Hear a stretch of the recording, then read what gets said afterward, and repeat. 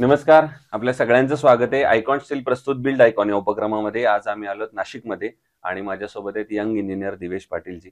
Hello. त्यांच्याबद्दल सांगायचं म्हणजे सिव्हिल इंजिनियर म्हणून खरं तर त्यांनी प्रवास सुरू केला, पण आज प्रवास अशा वळणावर आहे की जिथं ते स्वतः बिल्डर डेव्हलपर म्हणून काम करतात आणि सर्वसामान्यांचं एक हक्काचं स्वप्न असतं घराचं, तर ते आपल्या रेसिडेन्शियल प्रोजेक्ट्समधनं ते पूर्ण करण्याचा प्रयत्न करतात.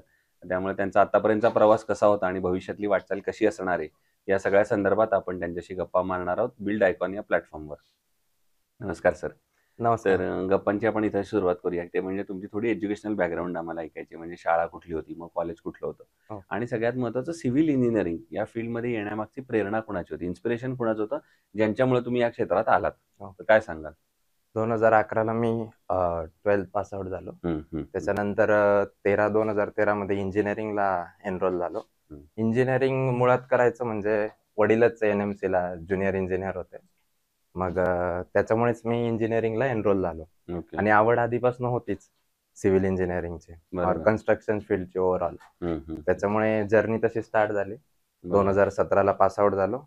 पास आउट झाल्यानंतर कन्स्ट्रक्शनचे छोटे मोठे कामं केले. हं, हं. त्याच्यानंतर करत करत आज 2-3 प्रोजेक्ट चालू आहेत बरोबर. नाशिकमध्ये अंबड या परिसरात. Very good.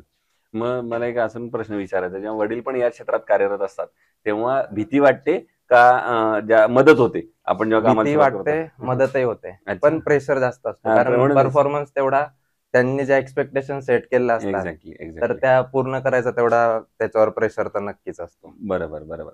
मग आता दुसरं महत्त्वाचं म्हणजे प्रत्येक सिव्हिल इंजिनिअरचा एक स्ट्रगल असतो, येस. की पहिला प्रोजेक्ट कसा मिळणार, कोणाचा हो. मिळणार, कसा मिळणार. मग जर ही घरची बॅकग्राऊंड असेल, तर मग तुम्ही तो प्रवास पुढचा कसा होता? किंवा तुम्ही डायरेक्ट त्यांनाच असिस्ट करायला लागला का तुम्ही वेगळे काही प्रोजेक्ट्स केलेत आणि मग इकडे आलात? कसा होता नाही, प्रवास तो? मी माझा स्वतःच्या ह्याच्याने हं.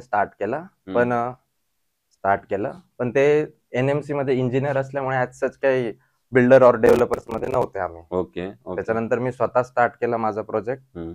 करत करत करत मग थोडं अडकत शिकत त्यांचा सपोर्ट नक्कीच झाला. बरं. बराच सपोर्ट होतो. हं, हं, हं. त्याच्यानंतर मग आता प्रवास सुरू आहे. येस, ठीक येस, आहे. मग आता या क्षेत्रातल्या काही प्रश्नांकडे येऊया. येस. त्यातला पहिला प्रश्न असा आहे, की या क्षेत्रामध्ये तुम्ही बघितलं असेल, की अकुशल कामगार किंवा अनस्किल्ड लेबरचं पर्सेंटेज यामध्ये जास्त आहे येस. आणि अशा लोकांबरोबर काम करणं बऱ्याचदा धोकादायक सुद्धा ठरू शकतं. बरोबर. तर तुम्ही ही परिस्थिती कशी हाताळता साईटवर? मोस्टली तर आम्ही जेवढे होता येईल तेवढे सेफ्टी मेजर्स घेतोच. हं. बट तरी असं न होण्यासाठी आम्ही त्यांना जेवढं काही ट्रेन करता येईल तेवढं प्रयत्न असतो आमचा. और बरं. इव्हन कॉन्ट्रॅक्टर्स झाले हं, किंवा हं. तुमच्या माध्यमातून हं. वेगवेगळ्या मोठ्या फर्म्स असतात त्यांच्या माध्यमातून आम्ही ट्रेनिंगचं त्यांना नक्कीच प्रयत्न करतो. बरोबर. दुसरं असं आहे, आता रेसिडेन्शियल प्रोजेक्टमध्ये तुम्ही काम करता. स्वतःचे तुमचे रेसिडेन्शियल बिल्डिंग आहेत. तुम्ही बऱ्याचदा बघितलं असेल, कस्टमरचं कायम असं म्हणणं असतं, की माझं बजेट थोडं कमी आहे. कमी. इतक्याच बजेटमध्ये आता तो फ्लॅट त्यांना हो, अपेक्षित असतो हो. आणि एक बिल्डर म्हणून तुम्हाला वाटत असतं, की आपण खरं तर चांगला एक फ्लॅट त्यांना द्यावा, हं. ज्याच्यात चांगल्या सुखसोयी असतील, चांगली क्वालिटी असेल. येस. तर अशा वेळेला मग क्वालिटी आणि बजेट या दोन्हीचा समतोल मग तुम्ही कसा राखता प्रोजेक्टमध्ये? त्याच्यासाठी मी तर म्हणेल सिव्हिल इंजिनिअरिंगचा खूप मोठा रोल प्ले होतो. हं, हं, की क्वालिटी कॉम्प्रोमाइज न करता हं, आपण कसं त्या हव्या त्या रेटमध्ये हं. आपण कसं काय काम करू शकतो, बरोबर. ते खूप महत्वाचं आहे. हं. कितीही केलं तरी पण बजेट नेहमी तो स्ट्रेन कमीच असतोच असणार. लोकांवर. बट बरोबर. स्टील आपलं काम आहे म्हणून आम्ही होता होईल तेवढं क्वालिटीला कॉम्प्रोमाइज न करता ट्राय करतो. ट्राय करतो. बरोबर आहे.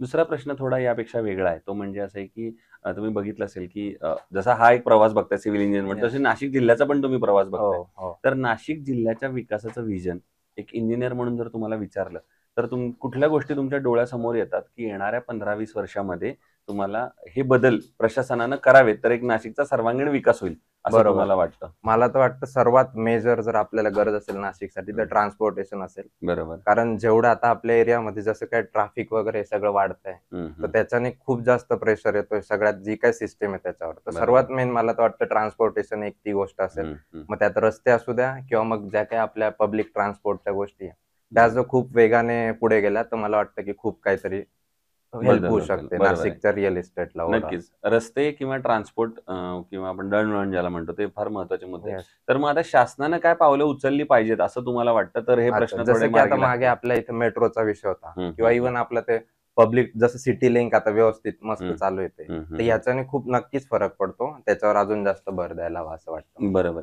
दुसरं कन्स्ट्रक्शनमध्ये स्टील आणि सिमेंट हे 2 महत्त्वाचे हो. घटक असतात. तर मग स्टील निवडताना तुम्ही काय पॅरामीटर्स बघता आणि मग ठरवता, की हे स्टील चांगलं आहे, हे वापरलं पाहिजे? जेव्हा पण आपण कोणतं स्टील सिलेक्ट करतो, त्याच्या ज्या काही टेस्टिंग आहेत IS कोड प्रमाणे आपण त्या टेस्टिंग करून घेतो. त्याच्यावर जेव्हा ते त्याच्या टेस्टिंग मध्ये ते सॅटिस्फॅक्टरी त्याचे रिझल्ट येतात, त्यावरच आपण त्या स्टीलची निवड करतो आणि पुढे जातो. इव्हन जरी आपला आयकॉन स्टील पण असेल, आम्ही आधी पण टेस्टिंग केल्या, अजूनही करतो. प्रत्येक साईटवर ते चालूच असतं. त्याच्यानुसार पुढे जातो. मग तुम्ही आयकॉन स्टील तर वापरताच तुम्ही सांगितलं. मग आयकॉनच्या सर्व्हिस बद्दल, क्वालिटी बद्दल, डिलिव्हरी बद्दल, अवेलेबिलिटी बद्दल, कॉस्ट बद्दल काय मत आहे तुमचं? सगळे पॅरामीटर्स तसं व्हायला गेलं तर त्यांचे चांगलेच आहेत. म्हणजे Okay. एव्हरी साईट आम्ही एवढे प्रोजेक्टला ते आम्ही टेस्टिंग होतच असते. मग ते बरोबर. प्राइस असू द्या की मग त्यांचं कशी टीम त्यांची कशी येते किंवा फीडबॅक झाला. प्रत्येक वेळेस आम्ही फीडबॅकही देतो. तर एवढ्या सगळ्या याच्यात सॅटिस्फॅक्शन व्यवस्थित. हो, मोर दॅन दॅट. दुसरं आतापर्यंत आता जो तुम्ही काम केलेलं आहे, तर त्याच्यामध्ये असा कुठला प्रसंग आलाय का की ज्याच्यात काहीतरी अडचण आली, आव्हान आली आणि त्या आव्हानावर तुम्ही कशी मात केलीत, असा एखादा प्रसंग आठवतोय का? इटसेल्फ आता हे तर असं बघायला गेलं तर चॅलेंजिंगच आहे. रोज डे टू डे नवीन काही ना काही बरोबर. चॅलेंजेस असतातच. आता आत्ताच बघायला गेलं तर पावसामुळे बरेच चॅलेंजेस येतात. इव्हन बरोबर. मग ते एक्सकॅव्हेशन असू द्या की रिफिलिंग असू द्या. हम्म. तसं ॲज सच मोठं तर काही चॅलेंज येत नाही. कारण बरोबर. सिव्हिल इंजिनियर म्हटल्यावर त्यांना टॅकल करावंच लागतं आपल्याला बरोबर. आणि चालू आहे ते. बरं, ठीक आहे. आणि आता अगदी शेवटचा प्रश्न ते म्हणजे या क्षेत्रामध्ये आता तुमचेच मित्र येत आहेत, ज्युनियर्स Yes. येत आहेत. हो. तर त्यांना तुम्ही या क्षेत्रात येण्यापूर्वी काय सल्ला द्याल? मी तर एवढंच सांगेल की जेवढा लवकर होईल तेवढं प्रॅक्टिकल एक्सपोजर घ्या. की बरोबर. ऑन साईट एक्सपोजर मस्ट आहे. ठीक बरोबर. आहे, सिव्हिल इंजिनिअरिंग खूप बेस्ट त्याच्याने खूप बेटर होता आपला. हम्म. But still on site exposure जेवढं इम्पॉर्टंट आहे, तुम्ही होता येईल तेवढं ऑन साईट वर्क करा, नीट समजून घ्या. इव्हन तुम्ही त्या डे टू डे कॉन्ट्रॅक्टर सोबत व्यवस्थित भेटून वगैरे जेवढं होता येईल तेवढं समजून आणि पुढे गेले तर खूप लवकर ग्रोथ होऊ शकते असं वाटतं. क्या बात. सो हे होते इंजिनियर दिवेश पाटील सर आणि त्यांनी सांगितलं त्याप्रमाणे प्रॅक्टिकल एक्सपिरियन्स फार महत्वाचा आहे. थेरॉटिकल एक्सपिरियन्स तर तुम्हाला कॉलेजमध्ये मिळेल, पण तो तुम्ही कुठेतरी सर्व्हिस करा, प्रॅक्टिस करा, स्वतः जास्त मेहनत घ्या आणि मग तुम्ही या क्षेत्रामध्ये उतरा. तुम्ही नक्की यशस्वी व्हाल. पुन्हा एकदा सर आपले मनापासून आभार की तुम्ही आलात आणि भविष्यात सुद्धा असे उत्तम आयकॉनिक प्रोजेक्टची निर्मिती आपल्या हातून घडावी याच आयकॉन स्टील तर्फे मनपूर्वक शुभेच्छा. थँक्यू.